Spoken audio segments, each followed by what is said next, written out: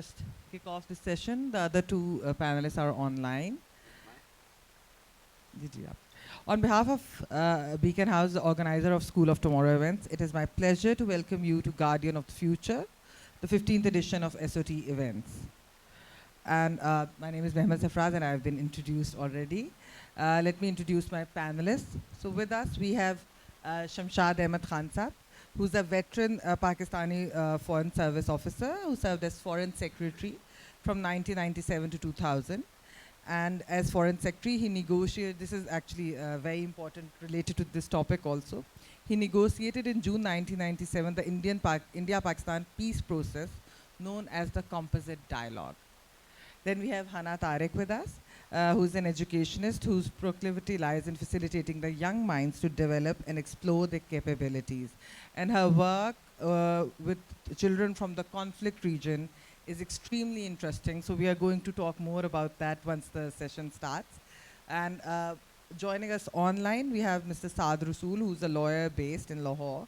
Unfortunately, he was stuck in Islamabad, so he couldn't make it here. And he's a Harvard graduate and has worked with numerous worthy institutions. And Saad also comes on TV and writes in newspapers, so you must be familiar with his face. And last but certainly not the least, we have Mr. James Dorsey, who's a senior fellow at the National University of Singapore's Middle East Institute, co-director of the Institute of Fan Culture at the University of Wittenberg in Germany, and the author of 4 books. So I'm going to talk to my esteemed panelists about this very, very important topic, which is beyond the fog of war, insights gained and actions required.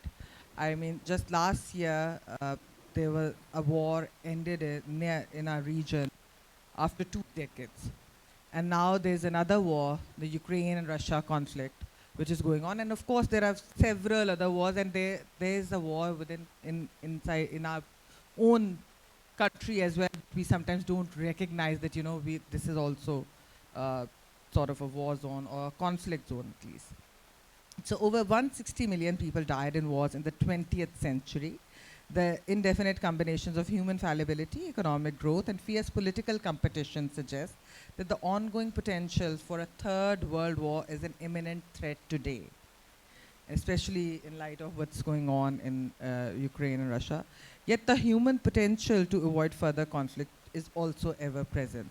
So we have some driving questions, and I'll start with all my panelists. The first question, Shamshad Saab, is to what extent is the maxim in order to do good, one may have to engage in evil, a moral justification for war? Thank you very much, Mehmet. First of all, let me say how happy I am at this welcome opportunity to be part of this event, where we are addressing ourselves to the concept of peace around the world, although we have tried to give a more attractive title to this subject, Fog of War. Yes, indeed, fogs of war have been there not only for the last several years, but in fact they have existed for centuries. I think if I may say that we have to accept one reality, that conflict, when we talk of fog of wars, what we imply is the element of conflict. Conflict is in human nature. We have to accept it. And war has afflicted mankind since the very first civilizations. ये कोई आज की बात नहीं, second world war की बात नहीं, early 20th century की बात नहीं जब फर्स्ट वर्ल्ड वॉर हुई. ये स्टेटलेस सोसाइटीज़ के ज़माने से चल रहा है. Even after we became a stateless world, state, with the European state in 1648, Westphalia peace के वक्त हुआ था. तो जंग एक ऐसा फिनोमेनन है which has always existed. इंसान की फितरत में کانفلکٹ بھی ہے, لڑائی بھی ہے, صلح بھی ہے, امن بھی ہے. تو اس پیراڈاکس کا جو بات کی تھی 2009 میں پریزیڈنٹ اوباما نے یہ کہا تھا, while receiving his Nobel Peace Prize, he proclaimed war as an ethical aspect which ennobles human society. یعنی ہیومن سوسائٹی میں بہتری پیدا کرتا ہے. وار جو ہے یہ ایک ایتھیکل ایلیمنٹ ہے. سننے والی بات ہے یہ. ہی جسٹیفائڈ وار ٹو میک پیس. امن اس وقت تک نہیں ہوگا جب تک جنگیں نہیں ہوں. یہ بڑی عجیب باتیں ہیں. Make no mistake, evil does exist in the world. He declared, Obama declared, while making his case that evil must be fought with evil. کیونکہ ہماری فطرت میں ایول ہے تو اس ایول کو لڑنے کے لیے ایول سے ہی کیا جا سکتا ہے. بہت کم ریشو ہے جہاں آپ ایول کو اچھے طریقوں سے کنٹرول کرنے کی کوشش کریں. تو یہ تو ایک ریالٹی ہے. اور کنٹمپریری ٹائمز میں 20th سینچری میں آپ کو یاد ہوگا کہ 2 بڑی جنگیں ہوئی. 1919 میں پہلی جنگ ہوئی, دوسری 1940 سے 45 میں 160 ملین انسان مارے گئے ہیں. That's why the 20th century is known as the century of bloodbath. اور اس ماحول میں پھر we came to realize of the benefits of peace. پہلے 1990 کے بعد بنائی, اس کے بعد 1945 میں یونائٹڈ نیشنز بنائی. تو لیگ آف نیشنز جن حالات میں کولیپس ہوئی وہ ہم we don't have to go back to it. But United Nations was created as the last best hope of mankind. And it had twin goals, peace and prosperity. یعنی امن اور خوشحالی, یہ 2 چیزیں ایک دوسرے کا لازم اور ملزوم ہیں. اور لیکن بدقسمتی سے United nations from the very beginning was victim to the Cold War. اور ایک بڑا یہ آزاد دنیا اور مونولیتھک اور اتھارٹیرین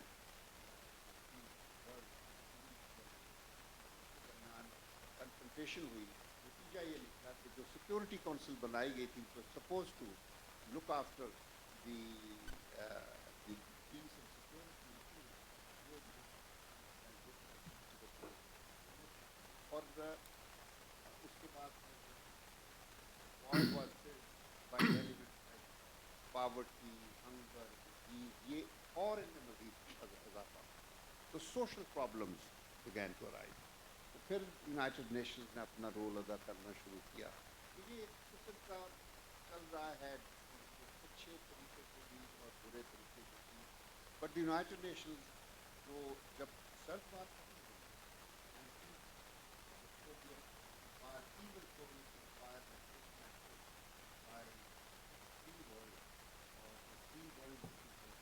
فرنٹ لائن پہ وہ ہم پاکستان ہم نے جہاد میں ہمارے جو مدرسے تھے, جو سیمینریز تھی, they were converted into incubators.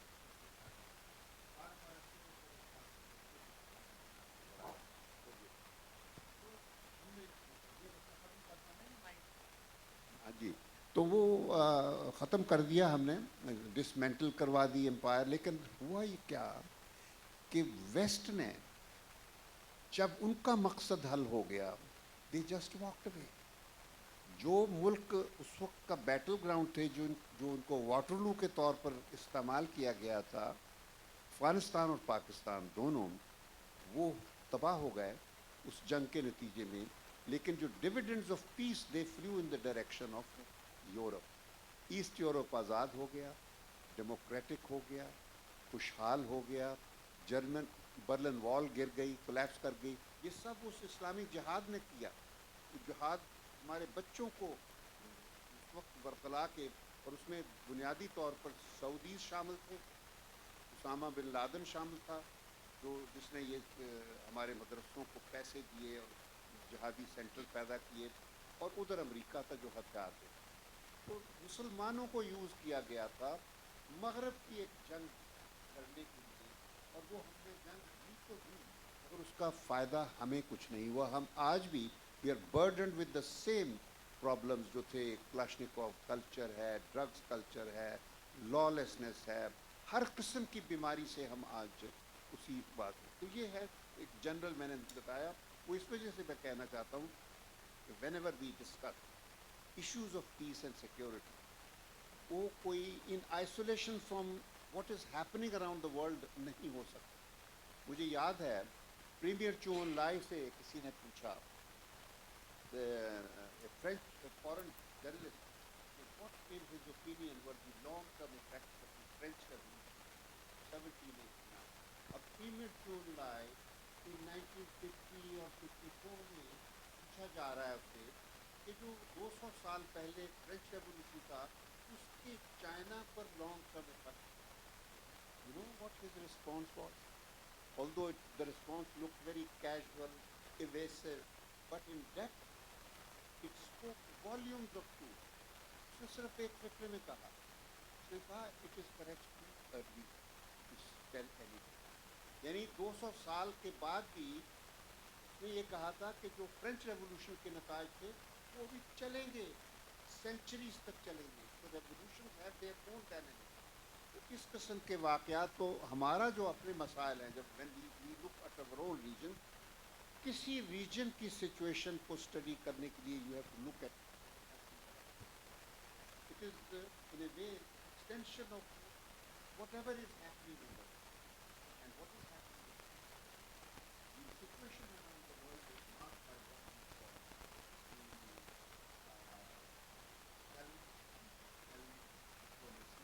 mixed with brute force, invasions in the name of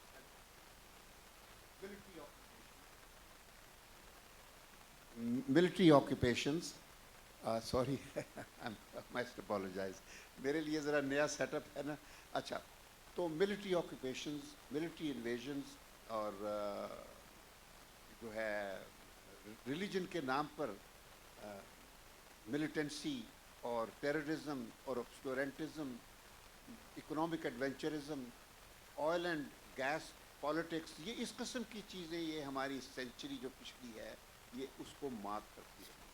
اور نتیجہ یہ ہوا کہ آج دنیا ابھی بھی اسی فاگز آف وار میں انوالوڈ ہے. اور میں بعد میں بتاؤں گا کہ میں نے ایک چھوٹی سی کوشش کی تھی جس کا میمل نے ذکر کیا when I was foreign secretary. وہ بھی بڑی انٹرسٹنگ بات ہے, اور وہ میں آپ کو بعد میں بتاؤں گا.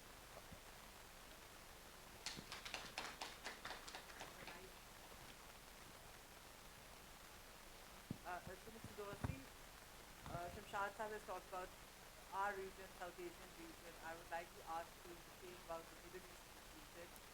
And also, do you also believe that Shamshad Sahab quoted Obama that, wars are necessary for peace.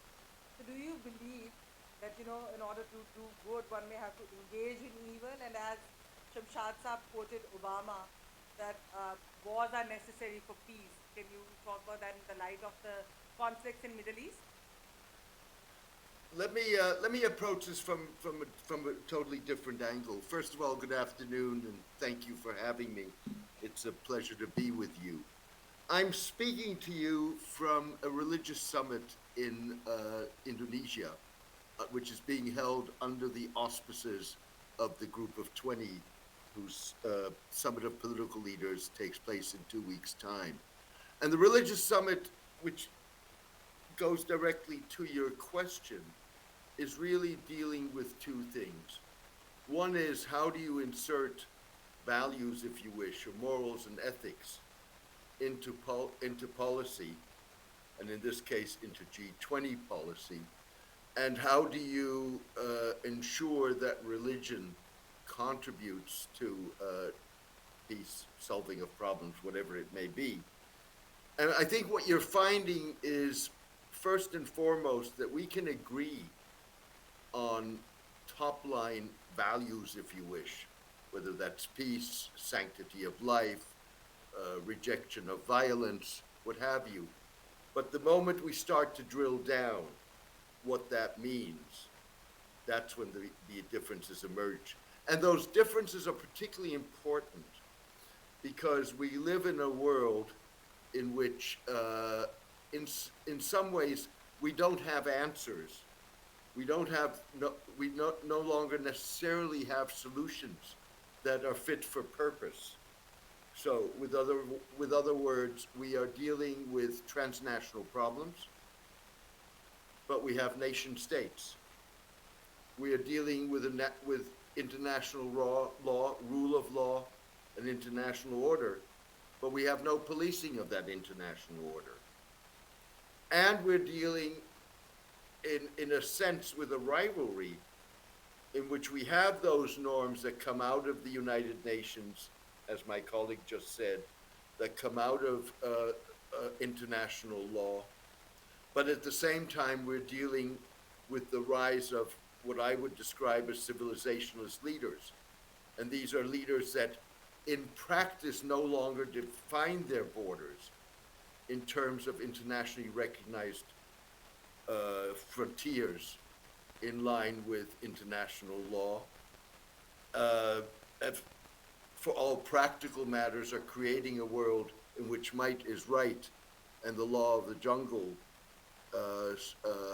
is the law of the land. And we have no mechanisms to deal with it except for war. So in other words, if you take the crisis in Ukraine, the only answer to the Russian invasion, if you want to respond to it, is a violent response. It's a military response.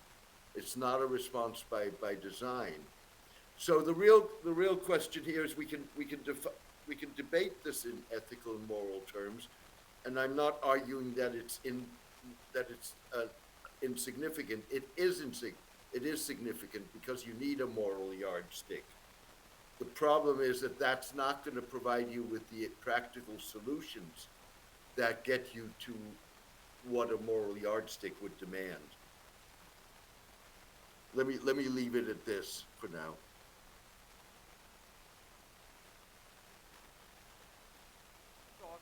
More about her work. She works with the Dialogue Academy, which aims to transform conflict and differences into conversations. And you work, Hannah, with very young children from 14 to 17 years old who are engaging with conflict. Can you tell us more about it? You know, how you work with it, how you work with them, and we were earlier discussing that, you know, there's conflict denial, and the children don't know how to deal with it. So through empathy and identity, which finally leads to dialogue, is something that you're working on. Can you let us know about that? So one of the things that I've seen when we engage with the younger generation and even my own generation is कि हम conflict averse होने के साथ एक denial में भी हैं, और वो denial हम catch कर रहे हैं अपने parents से जो कि different wars से गुजर के आए हैं, whether it was War of Independence, whether it was 95, whether it was Cold War going on in our region, to the point that we're scared that we have closed our eyes and we have said nothing is wrong with us. Nothing is wrong to the point that there's no provincial intolerance, there's no identity intolerance towards someone who's different from us. और ये छोटे छोटे conflict within country exist करते हैं, और फिर जब हम बाहर की तरफ जाते हैं वो तो हम कहते हैं exist ही नहीं करते हमारे लिए.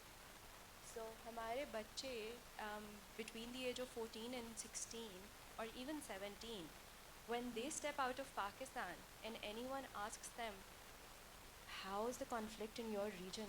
They're like, what conflict? हमारे पास तो कोई conflict नहीं है, हम तो बहुत peaceful हैं अपने घर में, अपने region में और अपने लोगों के साथ. And all of that is untrue. But we're so unknown. Like we've shut our eyes to the point that we don't want to engage, and that is also a flight and a fright mode. So वो जो generation जिनकी शमशाद साहब ने भी बात की कि 200 साल तक उन्होंने कहा कि अब भी तो हमें नहीं पता कि इसके क्या इफ़ेक्ट्स हैं. That is very true for us because हम तो अभी शुरू किए हैं. हम तो अभी शुरू किए हैं to the point it's only 75 years for Pakistan and it's in a very active zone. And the kids and the women are engaging with it directly. I would say women because we're also managing households. We're socializing and nurturing kids of our own. और वो बच्चे आगे जब जाते हैं society में जो conflict के साथ इंगेज कर रही है, जो एक कॉन्फ्लिक्ट सोसाइटी है, वो कहती है हम एग्जिस्ट नहीं करते. So to engage with evil, to bring good, for me that's a very imaginary concept. Because हम कब से तो evil के साथ engage कर रहे हैं, अभी तक good पे क्यों नहीं पहुँचे? If that was true.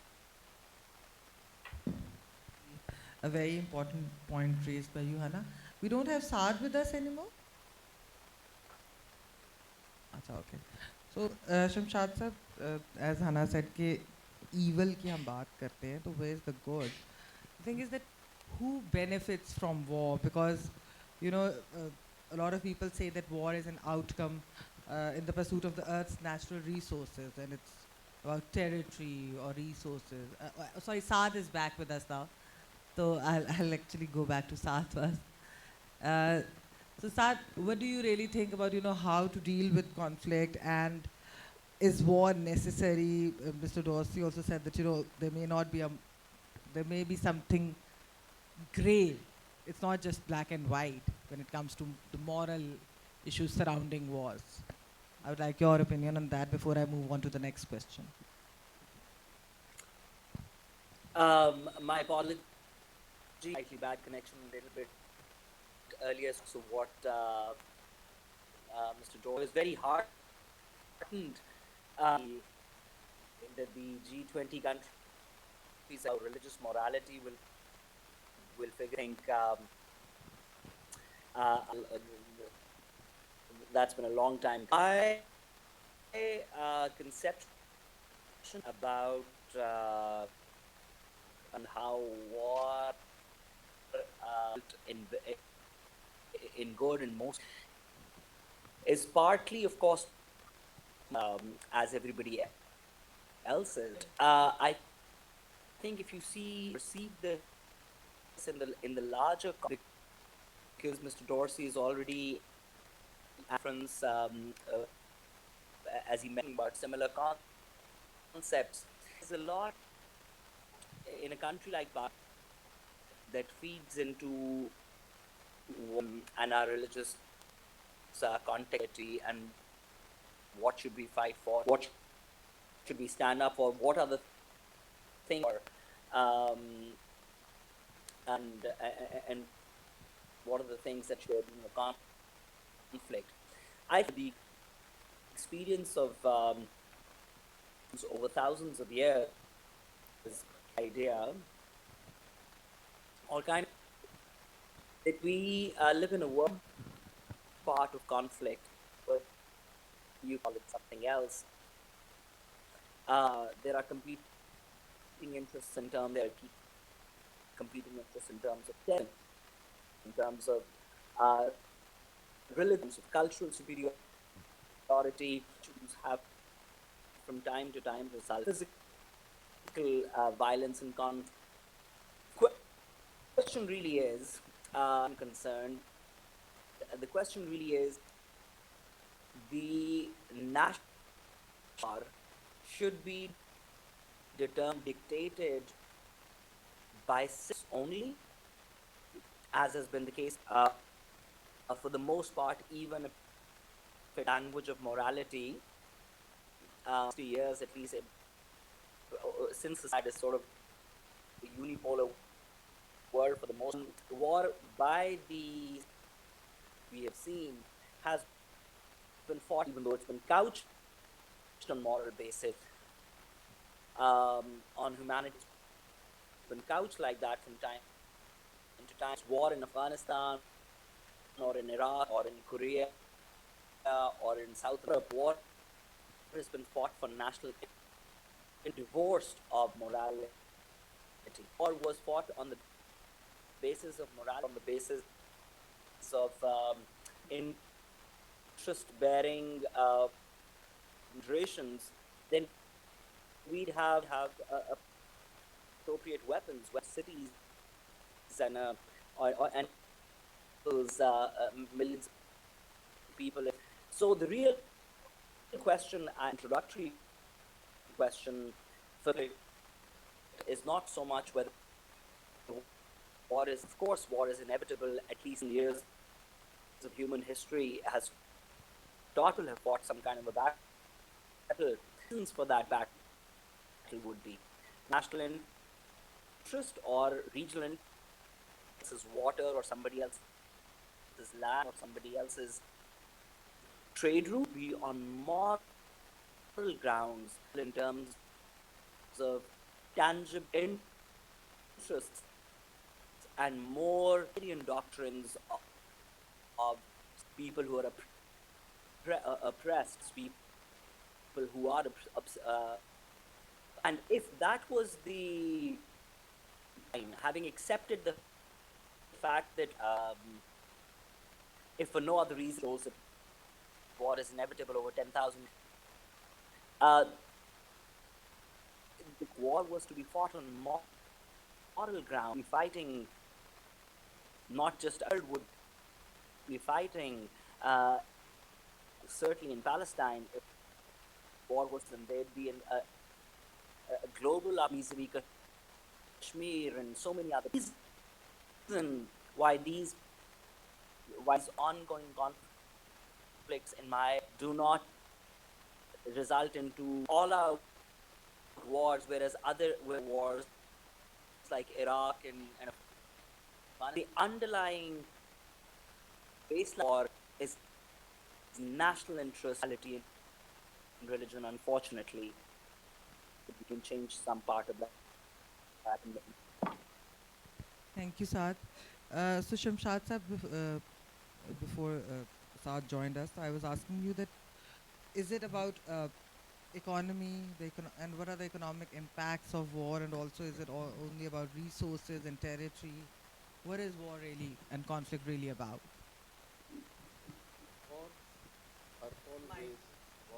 Wars are always destructive. They bring a lot of destruction to the societies involved.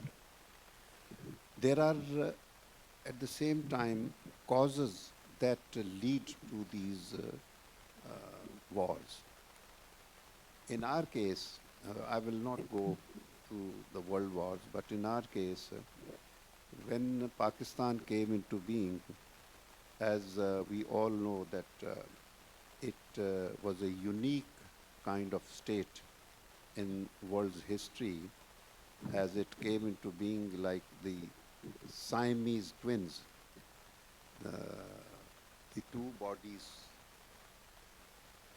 physically totally separate, just the only connection was a little bit of heart and mind connection. Now, this all happened because of the last minute Malafide changes at the time of partition, because of the collusion between the British colonial masters who were leaving at that time and the Hindu Congress. So the idea was that Pakistan should be created in a physical form that will not be sustainable. And Nehru used to say that if not within a month, within years, Pakistan will collapse and they will be begging us to rejoin the Indian Union. So when we came into being, there was a perennial threat to Pakistan's survival. And this threat was not exaggerated when Indians occupied militarily the state of Kashmir, which legally and morally and geographically, in every sense, belonged to Pakistan. So, and the threat is no longer exaggerated even today, when despite our becoming nuclear state, we still are facing India's belligerence and aggressive postures against us. So Pakistan and India is a unique equation which also became nuclear, not related to the Cold War dynamics. Vegetarian. It became nuclear because of their actual disputes. So none of the other nuclear powers had any live disputes between them.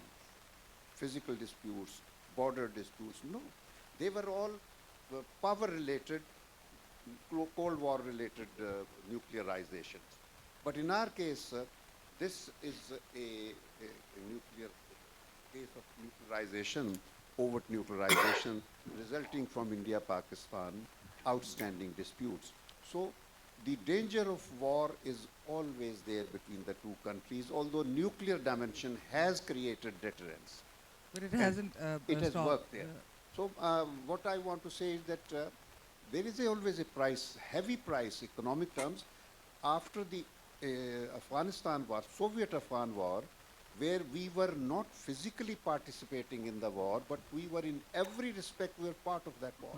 Because the United States and the Western powers were using Pakistan as the jihadi partner, because they knew the Soviet empire cannot be dismantled by any other means. The only means was to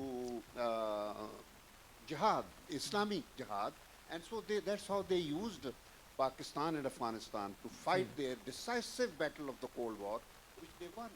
So the Soviet empire became history, Berlin Wall collapsed. So all the dividends, जो फायदे कहते हैं ना, उधर चले गए, और economically, in terms of law and order, violence, we still are carrying that burden. And तो नुकसान ही नुकसान है, जी. especially in our region. और लेकिन हमें ये ज़रूर सोचना है कि after our nuclearization, हमने कम से कम अपना डिफेंस इतना मजबूत कर लिया है कि इंडिया की कभी जरूरत नहीं होगी, और उन्होंने ट्राई भी कर लिया है recently. But at the same time, that doesn't mean that we should be boasting of our nuclear capability. Of course, nuclear because capability is only a deterrence. as you said, war is destructive, and there is Bilkul. always this Mad shadow, ka chakkar shadow hai. of war. Mr. Dorsey, since you're an expert on the Middle East, I mean, we've seen a lot of wars and conflicts over there, Iran and Kuwait, Iran, Iraq, and Yemen in recent years, and Syria and others. So who benefits economically from these wars? Is there an economic aspect of wars as well, and not just territorial? War is always good business. It's good business for those that are associated with the regime that is certainly in the Middle East, with the regime that is waging war, and it is good business for those who are entrepreneurial enough to exploit the opportunities that war provides. If I may, I wanted to take this back to a more principled discussion, which Saad Rasool, in a sense, touched on. And don't know that this is where he wanted to go with it, but allow me to do that, which was this definition of national interest. What is national interest? The differentiation between what is a national interest, in other words, the interest of the nation, and what is the interest of the powers that be, projected as a national interest, are two different things. And we deliberately, and then again, there may not be a solution to how you police this or how you mediate this, but we also deliberately leave that sort of gray area in definition of what constitutes a national interest. The other point, which goes to the moral and the ethics of this, and again, that's where you get bogged down in invested interests rather than in the interest, if you wish, of humanity, is on the issue of protection of life. So, with other words, if you have a case like you did in Nazi Germany, where the regime is exterminating segments of the population, is this an obligation to, or Rwanda in the 1990s?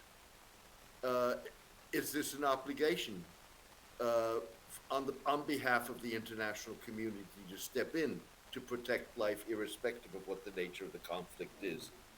The problem with that is, of course, you had the right to protection, the whole discussion around intervention in Libya. Who determines what is at that moment a right to protect? And according to what criteria do you define that? So, with other words, we're dealing with a lot of factual de facto moral dilemmas that we need to reply to, but we're also dealing with a political and institutional setup that is actually incapable of really objectively dealing with these issues. And I just want to put that problem out. I'm not saying that I have a solution to it or an answer to it, but it is a discussion. It is a crucial element of a discussion that is very seldom raised. Saad, would you like to respond to this? The points raised by Mr. Dorsey? Yes. I certainly cannot boast the kind of experience that Mr. Dorsey had in such matters, but let me try on with his permission. He's absolutely correct. What is good business? Right, that what is good business entrepreneurial in this way? So about who's really good business. What is fine business? Some of the warlords of Africa, of the Middle East, as their. And the truth is that what is actually Western corporations that now nobody's really fighting war anymore and all. Everybody wants to buy and the aircraft carrier in order to that are modern war weapons for business is kind of restricted in 5 corporations. I may be understating that can increase handful of people who really benefit. And if you kind of do the second part that Mr. Dorsey exactly, the conflicts that took place prior to World War II and prior to World War I, and we're sitting of students here at this conversation today. Many of them, they won't be able to tell you where I started from and where it ended. That we see today is effective. So in the post-World War, with the exception of a few wars between between tribes in Africa, whether it was in Rwanda or in other places, of a little bit of Middle East, which is not sort of driven by. I'm sorry to say, and please correct me if I'm wrong, but based out war at most of the different fighting, as was pointed out, was being supported by the West. The battle was taking place in France. At least one of the two sides was the West, and that comes all the way on. And worse, there is no moral. It was the moral. So every, at least since the second moral argument, we want to go to Iraq, weapons of mass destruction. That this was this was a war for control in the Middle East, destruction that were going to be there, Syrian bases and saving dictatorial regimes and such fancy English for war, then all of should be dominated by the UN forces should be in Kashmir, The NATO forces should be in Kashmir. So we should call it, did we lack moral justifications of absolutely correct. It's only one, most of whom of corporations and countries, it is fought on basis, whether you call it national, um, uh, corporate places like Aramco, uh, economic, it's really not an argument, despite perspective of what others may have told you at the floor of you and morality at all. Otherwise, they're different. Thank you, Saad. So, Hannah, I would like to actually, because we're running out of time and we have to take questions from the audience as well. So, when we talk about conflicts, Israel and Palestine conflict is, something that goes back decades. And you were saying that children from our part of the region are sometimes in denial that we are in a conflict zone. But in Israel and Palestine, children are just part of the war in a way. So, what are the social impacts of uh, war on those children that you're working with? And also, do you think that the world has failed in its responsibility to provide a safe and secure future to our children, especially the children in Palestine or Kashmir? Well, that's also something that directly impacts. While you were saying that whether the world has failed in providing security to the kids, and I was smiling because I don't think it's the world that has failed, it's the system that has failed. To hear from others that there are a few who are benefiting from this war, even monetarily, while our kids and us are suffering from the social, psychological, and emotional impacts of these wars, and we're not benefiting in any way. And I quickly go to that the system has failed. The capitalism is working in such a way that such a huge thing, war, is taken as a beneficial for few, and for others it's taken as, who is it? Who are you? Where are you? We're not seeing people who are actually being affected by it. When I see kids from Israel and Palestine, they're sitting in the same room.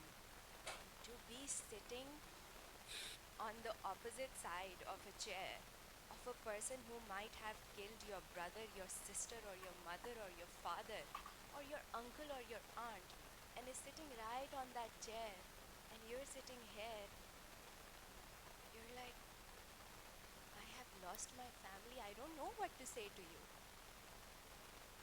And ये Israel Palestine में होता है, ये उनकी reality aggressor है. or oppressor की relationship. हाँ, और हम उस तरफ मूव कर रहे हैं. और मैं Sorry, उनको देख oppressed, के, not oppressed. या उनको देख के मैं डरती हूँ कि my next generation or the kids are a part of an active zone, a conflict zone, has no idea, and some years down the lane will be having a same relationship.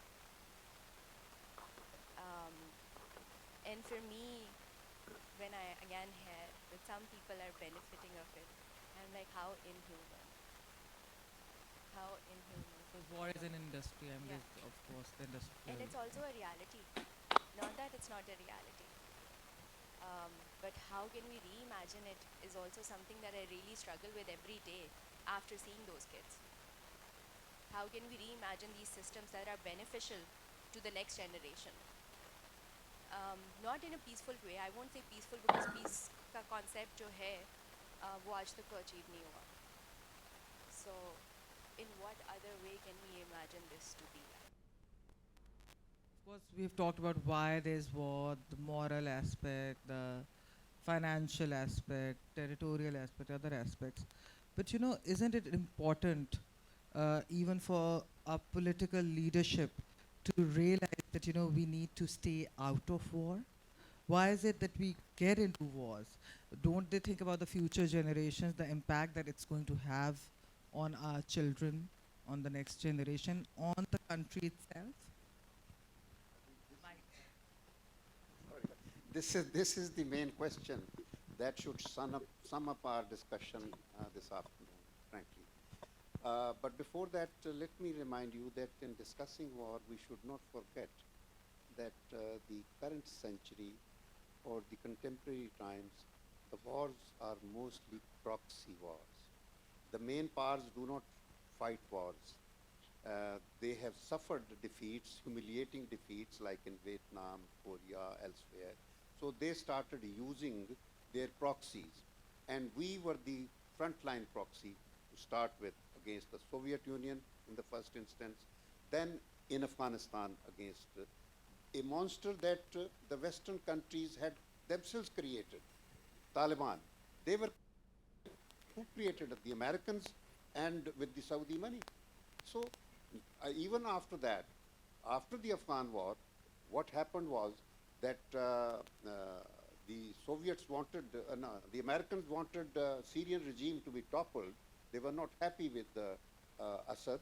So they wanted to overthrow him, and for that they staged and they engineered a kind of insurgency using the Muslims with Arab money and Arab fighters, so Arabs against Arabs. So they fought that war and they didn't succeed, although. So this kind of conflict is now endemic in our times. We have to be careful because we lose everything. The powers that are involved, they are the beneficiaries. But the question that you have asked, I think the only way for us is to realize that the United Nations mechanism of peace and security has miserably failed. Even after the Cold War, the United Nations has not been able to deliver on peace for very obvious reason, because decisions on major issues of peace and security are not taken in the Security Council. They are not taken in New York. They are taken in Washington. So you can well imagine that when one power is calling the shots, then what is going to be the consequence? And this is the problem that we are facing. As far as Pakistan is concerned, I think we have suffered for too long. Not the Afghans are not the only ones who have suffered from their conflict. We have suffered more from the Soviet war, and even more from the American war in Afghanistan. So now was the time that we had a leadership which wanted to get out of these wars, and that is the position they took. Now, I don't think the Americans could have ever forced us to go back to the war. But here I want to share with you my personal view. Many of you may not agree. But these conspiracies, for example, Imran Khan, right from the beginning, has been saying that the Americans have been conspirating against it. No, the Americans don't have to do any conspiracy. We have a history of events where people generally think that it is America which is calling the shots. They don't call the shots. They have a regime. They have a doctrines. They have a policy as a superpower. If they don't like a regime, they know how to get it out. Whether it was Libya, Hosni Mubarak, Mursi, so they know how to get them out. And they also knew how to get Imran out. And they don't do that directly themselves. That's why from very first day I said there was no conspiracy from the Americans. If the Americans had to do conspiracy, they wouldn't have called our ambassador Asad Majid and told him that we don't like your prime minister. That's not a conspiracy when you are directly telling them that we don't like your prime minister. Now that is a signal which then triggers a conspiracy within our own country, because we have a tradition of indulging in all sorts of conspiracies. Liaquat Khan, Ziaul Haq, Benazir Bhutto, Musharraf, these conspiracies have always been hashed by us, not the Americans. Shamshad, sorry, because we're running out of time and I wanted to come back. So that's what I want to say. I've said this. Ji. So, Mr. Dorsey, just your last thoughts on, the social impact in the Middle East of these conflicts, and also, is there a way out? Is there going to be any conflict resolution in the Middle East, which has seen a lot of wars and conflicts, internal and external, in the past decades? I think that as a matter of principle, war is by definition socially devastating. It is devastating for those who participate in it. With other words, soldiers, people who are encountered, are confronted with very traumatic situations. It's socially devastating for populations whose existence and livelihood is destroyed. I think in the Middle East, what we're talking about probably, I think one has to divide it into stages. So, with other words, ideally, we would be resolving conflicts. De facto, we're not going to be resolving conflicts. So, it's going to be an issue of conflict management and ensuring that conflicts do not spiral out of control.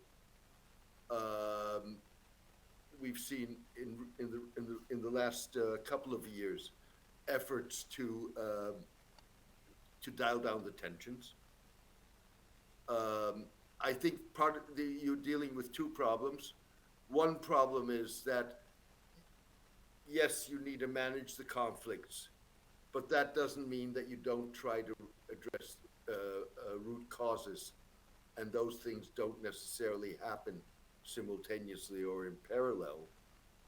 I think the second part of the problem, but that goes into a broader discussion that the former minister just raised, and where we would probably have a lot of differences, but that has to do with the situation in which countries and populations and segments of populations have agency of their own.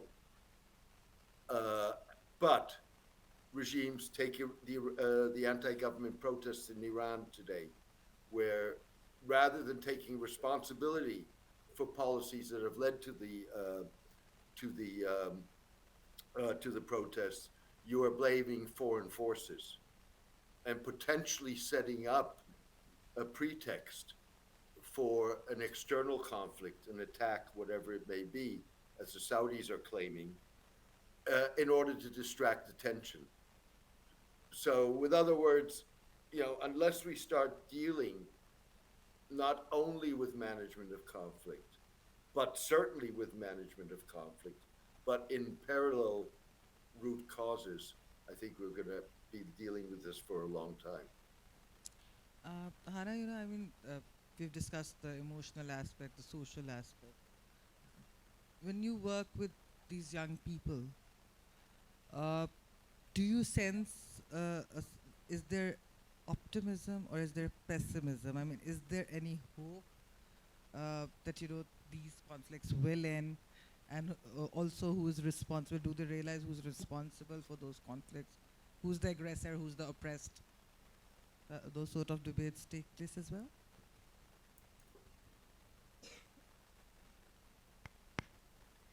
So, although those conversations are a part of our room, where kids gather together and understanding the dynamics, the power structures, along with the dynamics of the oppressor and the oppressed, and how does that have a psychological effect.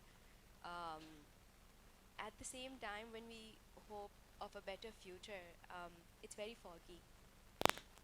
It's very foggy because there's so much of pessimism, aggression, intolerance in us that to cleanse it, it's going to take so much time. और वही जब हमने अपनी अगली generation को भी pass की है, जो direct recipient नहीं है, generational recipient है, so वो बहुत हमारे अपने fears से गुजर के पास हुई है. So we've added a whole new layer to it when it went to the child. That child is carrying something that they don't understand. It has a lot of aggression. It has a lot of intolerance towards the other, और उस other की knowledge exist नहीं करती. उस other की knowledge जब exist नहीं करती, तो it becomes a big person who's scary, because वो imaginative हो जाता है. So I'm talking a lot in psychological terms because वो बच्चे जब उस conflict के साथ engage कर रहे होते हैं तो सबसे पहले psychological layer पे engage करते हैं, because when they're able to understand, recognize that it's only then that they're able to deal with it. And most of my work is not just to acknowledge that conflict but also to build capacity कि वो फिर हम directly engage कर सकें, और वो capacity तब तक नहीं आती जब तक understanding नहीं आती. So this younger generation, I really hope, because I also have a kid, I really hope that it's better than today. But I do fear that, God forbid, it might not be. Unfortunately, I think we've lost Saad's connection again, but we are running out of time, so I'm going to wrap up the discussion. I would really like to thank Shamshad Saab, Hana, Mr. Dorsey, and Saad, and the audience as well. Thank you so much for being with us today. And what I've gathered from all this discussion is that, I mean, people can come up with moral justifications of war, but there's a huge, huge price to pay. And of course, there's the whole war industry that's separate and other reasons. But what Hana has highlighted is very, very important. How it impacts our children, how it impacts our future generation. That's what we have to invest in. That's what. Sorry, Saad is back. Saad, any last thoughts? Sorry, we're just running out of time before I wrap it up. On the responsibility of political leadership in conflict time. We just have 2 minutes, and then I'll end the session. I don't want to have this run over. I agree with what Saad, you were can you saying, speak a bit loudly? You're breaking that up. war has. Can you hear me now? Yes, now. Is it better? Gigi. You're absolutely right, and as of course on people in terms of war and the generations to come out a way doctrine which in terms of international is called the juris bello, law of war around the globe. One, the consensus of which limits situations where an injustice, if there is a genocide going on, without war to stop it. If you go to war to make sure that the peace, to say that we're going to fight or cultural or at least for 10,000 years, and it's not work to really think about a war doctrine across the globe, which is different from barriers and sort of appeals more human and inner sense of justice. What we are forgetting is that peace is not mere absence of war. Nations that are not at war with each other are not necessarily at peace with themselves. So for peace, we must understand you have to have peace and harmony within the states, economically, socially, politically, in every respect. And that is the one aspect in which we are now totally bankrupt. Our problems, I'm speaking from the Pakistani context, we don't have any foreign policy issue. Our problems are all domestic. Even our foreign policy problems are extension of domestic failures. And peace, I think we have been making tremendous progress. Suri Saab is there. He is witness, in fact, he is the author of almost a full-fledged peace between India and Pakistan. But then because of domestic situation, the whole process was disrupted. So it's likewise, we had worked out peace in the 90s, and then we had a historic Lahore summit of Vajpayee and Nawaz Sharif, and then suddenly Kargil broke that process apart. So I think what we need to understand is that for Pakistan to avoid conflict and wars, we must strengthen ourselves economically, politically, and socially. The current scenario is perhaps, in my memory, I have spent 40 years in public service, and in my lifetime, I've never seen such a tragic and troubling moment in our history, where وہ کہتے ہیں نا, میں آپ کو اگر ایک جاپانی حکایت شیئر کر دوں جلدی سے. ایک شہزادے کو بات پتہ چلی کہ ایک عبادت گاہ ہے بدھسٹ جو تھی اس کے ملک میں, اس کا جو پادری تھا, جو وہ اس کو مہامنت کہتے تھے, تو ہی یوز ٹو ٹرین شیروں کی وہ پرورش کرتا تھا بڑی. تو اس کو شہرت تھی کہ وہ ایسی شیرنیاں پالتا ہے جو انسانی بچوں کو دودھ پلا کے بڑا کرتی ہیں. تو شہزادے نے کہا میں جا کے دیکھو تو صحیح. تو اس کو پادری نے دکھایا اپنے جا کے سارے شیروں کو, بڑے ہیلدی شیر, یہ وہ. دور 5 شیر مریل سے مرکل سے درخت کے نیچے پڑے ہوئے تھے, مکھیاں بھنبھنا رہی تھیں ان پر. تو شہزادے نے پوچھا کہ غالباً یہ وہ شیر ہیں جن کو تم نے ٹرین نہیں کیا. اس نے کہا نہیں سرکار, یہ میرے بہترین شیر ہیں. شہزادہ کہتا ہے کیسے؟ کہتا ہے ایک شیر جو ہے وہ مغرب سے میری عبادت گاہ کی حفاظت کرتا ہے, یہ میری عبادت گاہ کی پروٹیکشن کرتے ہیں, ایک مغرب سے, ایک مشرق سے, ایک جنوب سے, ایک. کہتا ہے پھر 5واں کیا کرتا ہے؟ کہتا ہے 5واں جو ہے یہ بعض گھروں کو اندر والے ہی ڈھا دیتے ہیں, تو یہ 5واں شیر جو ہے یہ ان اندر سے ڈھانے والوں کے خلاف آتا ہے. وہ 5واں شیر آپ اور میں ہیں, کیونکہ بعض دفعہ آپ کے ملک کو اندر سے اب جس طرح ابھی حالت ہے ڈھا دیا گیا ہے, تو وہ 5واں شیر آپ ہیں, میں ہوں, قصوری صاحب ہیں, ہم سب ہیں.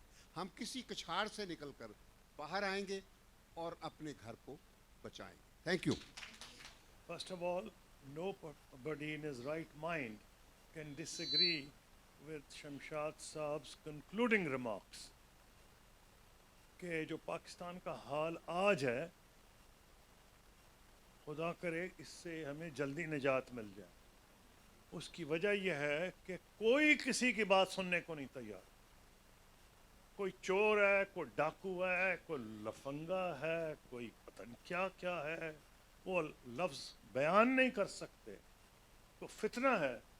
یعنی اگر آپ یہ لیڈرشپ کو, اگر آپ یعنی ایسا, اگر یہ الفاظ, مجھ سے کسی نے پوچھا کہ آپ ٹی وی پہ آج کل کم آ رہے ہیں, میں نے کہا میں پوچھتا ہوں کون کون ہے. جب مجھے چینل پہ بلاتے ہیں تو میں تو کہتا ہوں میں نے سولو کرنا ہے, کیونکہ عموماً بکواس ہوتی ہے.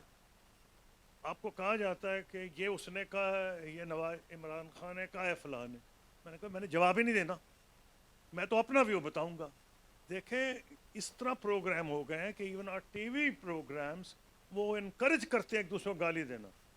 تو اس لیے یہ حالت جب تک ہم کیور نہیں کریں گے, اور میں ایک آپ کو تجربے سے بتا دوں, یہ چیز سسٹینیبل نہیں. جو آج کی صورتحال ہے وہ بات ہی نہیں کرنے کو تیار کسی کے ساتھ. مجھے یاد نہیں ہے, ایک ایسا ہوتا تھا کہ لوگ, میں اس لیے انٹرنل پیس کی بات کر رہا ہوں کہ ایکسٹرنل پیس تو دور کی بات ہے, آپ سے بات کون کرے گا؟ وہ پاگل ہے کہ کسی حکومت سے بات کرے. عمران خان پرائم منسٹر ہو, نواز شریف ہو, یا کوئی اور ہو, کیوں آپ سے کوئی بات کرے بھئی؟ اگر آپ ایک دوسرے کی شکل ہی دیکھنے کو نہیں تیار, تو ایک تو کلیکٹیو فیلئر, میں یہ نہیں کہوں گا عمران کا فیلئر ہے, نواز شریف کا فیلئر ہے, ہم سب کا فیلئر ہے, کیونکہ ہم اتنے پارٹیزین ہو گئے ہیں. اور میں نے خود یہ دیکھا ہے کہ اگر ہمیں عمران خان پسند نہیں تو ہر چیز جائز ہے اس کے خلاف. اگر نواز شریف نہیں پسند تو ہمیں ہر چیز, تو الٹیمیٹلی ہم رسپانسبل ہیں. مجھ سے کسی نے پوچھا تھا کہ بنگلہ دیش بھٹو صاحب نے توڑا کیونکہ انہوں نے بیان دیا. میں نے کہا تم نے, میں نے توڑا. تو بڑا اس کو غصہ آیا. میں نے کہا تم نے, میں نے توڑا ہے, تم خود یہ چاہ رہے تھے. کیونکہ اس زمانے میں کالج کا اسٹوڈنٹ تھا کہ نہیں, کالج سے تو میں آیا, کیمبرج سے بھی واپس آ چکا تھا. تو کہہ یہ رہے تھے کہ فلانا جو ہے اس کو ختم کر دینا چاہیے.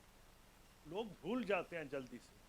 اور پھر جو بنگلہ دیش میں ہوا اس کا ہم سب بھگت رہے ہیں. کیوں کہ ہم ایک دوسرے کو بات نہیں کرنا چاہ رہے تھے, سیشن نہیں بلایا گیا. کیوں؟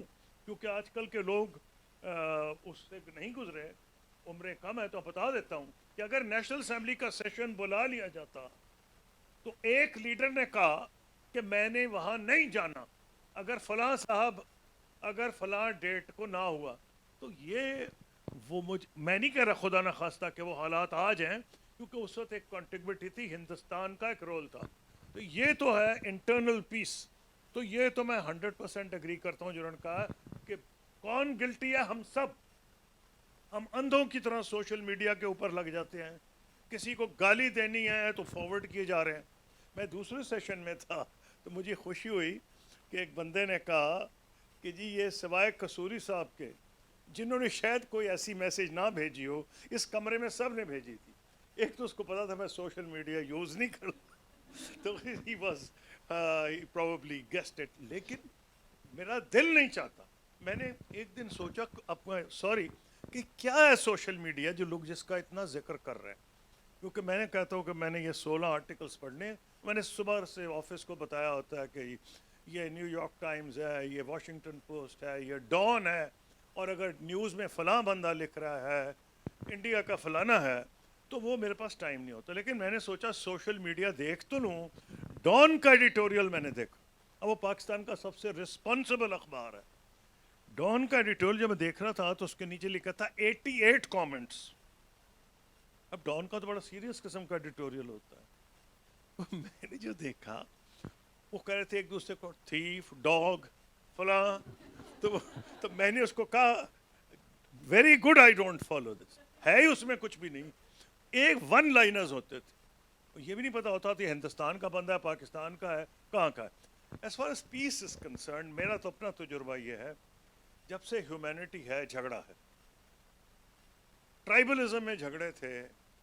اب ایک تجربہ جو کامن ہے مین کائنڈ کا وہ یہ ہے کہ بات چیت کے بغیر کچھ حل نہیں ہوگا.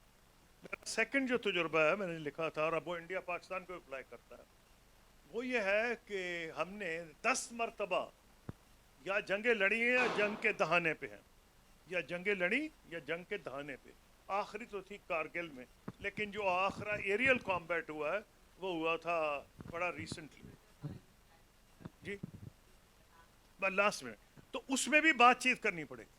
Without talking, there is no option. You cannot determine who is in power in Delhi or in Islamabad. So my concluding remark is, you have to talk to whoever there is, and there is no other option. Thank you.